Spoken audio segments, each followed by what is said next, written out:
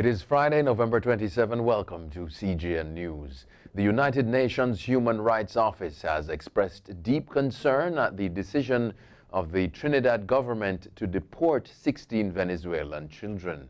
However, Trinidad says that the refugee situation is as a result of the political stances adopted by the Organization of American States, the OAS, and the U.S. towards Venezuela. In a statement on Wednesday, the government said that these political officials have now declared war on Trinidad and Tobago for having the temerity to have not joined Elliott Abrams and President Trump in forcing violent regime change in Venezuela.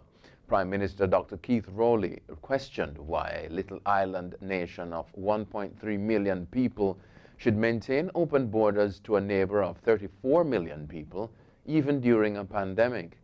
Rowley said Trinidad closed its borders to their own citizens in this pandemic and would resist all efforts by others who are hell-bent on forcing open its borders through illegal immigration. The newly elected leader of Grenada's main opposition National Democratic Party, the NDP, Franca Bernardine, has resigned for medical reasons. Bernardine, who was elected to lead the party on November 3, said her doctors have indicated that the stress levels are too high and she runs the risk of shortening her life. CMC reports that she also resigned as the caretaker for the Southeast St. George's constituency.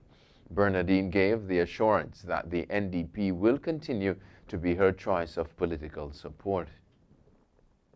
The Antiguan government on Thursday announced that Michael Brown, the legislator who resigned as education minister on Wednesday, has been arrested and charged. Following the news of Brown's arrest, Prime Minister Gaston Brown asked the Governor General to rescind the appointment. The Prime Minister said the Education Ministry had already been given to Sports and National Festivals Minister Darrell Matthew. Michael Brown reportedly resigned following allegations made against him by a woman. On Thursday, he was arrested and charged and granted bail in the sum of 15,000 EC dollars when he appeared in court.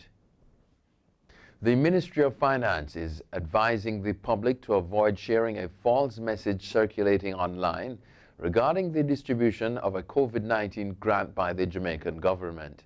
The ministry said the message stating that the government of Jamaica has ordered a payment of $200,000 to all citizens above the age of 18 years old is false. The ministry added that all government COVID-19 response programs can be accessed via official government channels.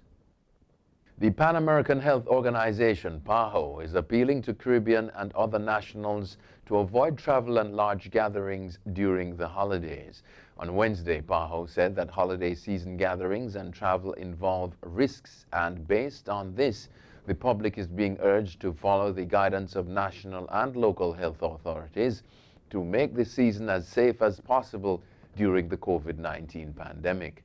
PAHO's Assistant Director, Yarbas Barbosa, urged the public to avoid the 3 C's, spaces that are closed, crowded, and involve close contact with others, and wash their hands often.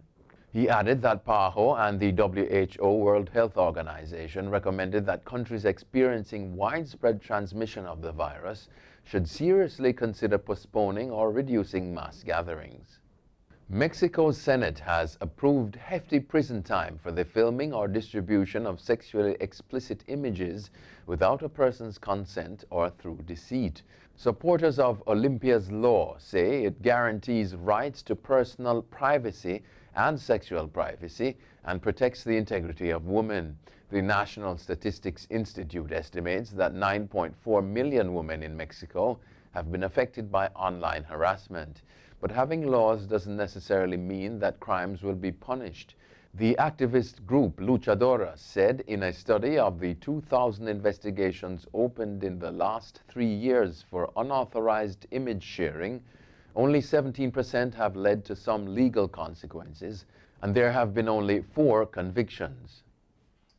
Football legend Diego Maradona was buried in a private ceremony after a day of emotional scenes in the Argentine capital, Buenos Aires. About 24 relatives and close friends attended the final ceremony on Thursday. But earlier, huge crowds turned out to pay their respects, with many weeping, blowing kisses, and praying as they filed past his coffin. Maradona died of a heart attack on Wednesday, aged 60. His death triggered mourning around the world, but nowhere was it felt more fiercely than in a country that saw him as a national hero. His coffin, draped in Argentina's national flag, and football shirt bearing his trademark number 10 on the back were on display at the presidential palace on Thursday. French authorities suspended 3 police officers after they were seen on video beating up a black music producer in central Paris. The incident on Saturday has prompted a fresh outcry over the conduct of French security forces.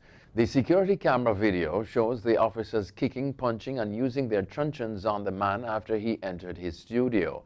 He said he had been walking in the street without a face mask, against French COVID-19 health protocols, and upon seeing a police car went into his nearby studio to avoid getting a fine.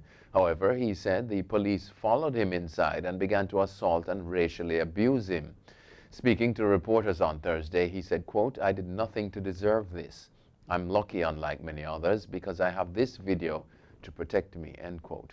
A video of the incident shared by the online news site Loopsider has been shared more than 70,000 times. The Interior Minister told French television that he would press for the officers' dismissal as they had soiled the uniform of the Republic. Taiwan's opposition legislators threw pig guts and exchanged blows in Parliament amid a heated row over the easing of U.S. pork imports. They said a recent government decision to allow the import of U.S. pork containing ractopamine, an additive banned for pig use in Taiwan and the EU, is a health threat. The ruling party denies the charge and called for a return to rational debate. Lawmakers from Taiwan's main opposition KMT party hurled buckets of pig intestines towards the premier on Friday to stop him from taking questions in Parliament. Some also exchanged blows in a short but vicious encounter, reported Reuters news agency. It said the ruling Democratic Progressive Party condemned the disgusting protest, calling it a waste of food that stank up Parliament.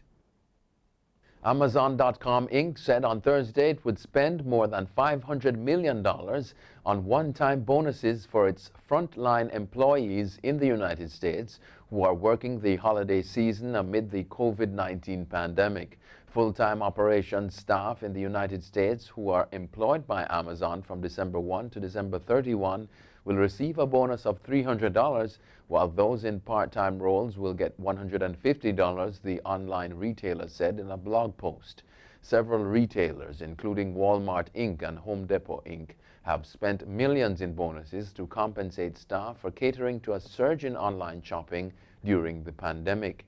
In an earlier round of one-time bonuses in June, Amazon spent $500 million in one-time payments to frontline employees and partners. That's it for CGN News. I'm Scott Wilson. Thanks for watching.